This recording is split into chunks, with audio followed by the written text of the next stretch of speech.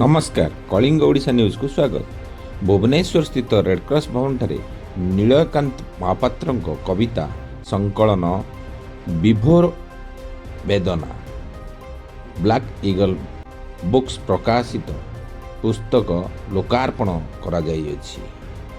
भुवनेश्वर आम प्रतिनिधि Pushpalata report Kalinga Odisha news. संपर्क देला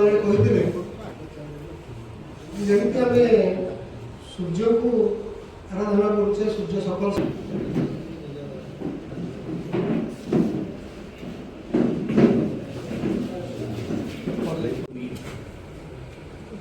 निजे अबा अन्य जने किए हाथ गोड़ इच्छा आकुलतारे लगी बेड़ी अनुरोध करबी कार्यक्रम अतिथि डॉक्टर प्रशांत कुमार महांती से उद्बोधन करें। प्रशांत महांती नील भाई प्राणजय बंधु तेणु से आम तो नील भाई साहित्य यात्रा विषय विशेष जानी बंधु लेखक सांबादिक श्रीमान सतुजी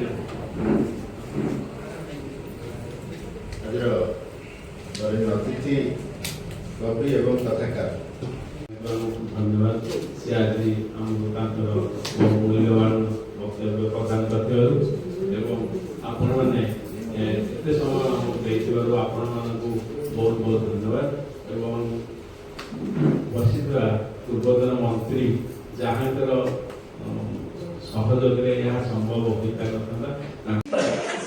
मात्र से सब को देखिकी ब्लैक ईगल बुक्स 7 वर्ष भितर 900 रु ऊर्ध्व बही प्रकाश कलानी। आमर यार ए ब्लैक ईगल बुक्स रो मुख्य कार्यालय डब्लिन ओहिल यूएसए तार ब्रांच ऑफिस भुवनेश्वर। एठी आम अधिकांश क्लासिक बही जोटा कि बही हजि जाइथिला से बही ब्लैक ईगल बुक्स पुनरुद्धार करिछि एवं सर्वसाधारण निकट में पहुंचाई।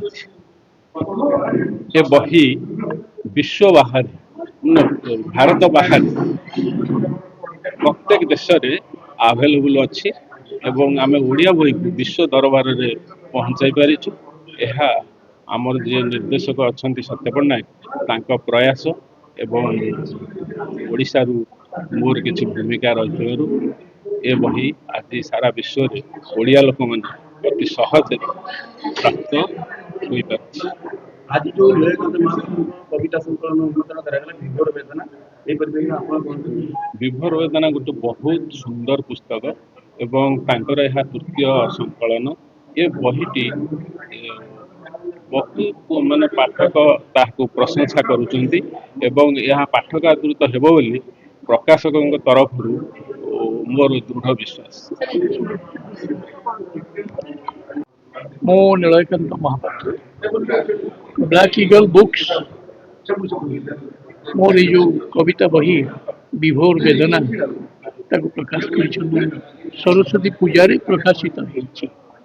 आज ताहा लंच है एवं मोर जो प्रिय अतिथि मैंने आसते प्रसन्न कुमार महांती गौरवी दास से मैंने कविता संपर्क में जहाँ वक्तव्य रखिले मुझे मुग्ध बहुत भल लगे मत आपण मान सहयोगिता आपण मान धन्यवाद।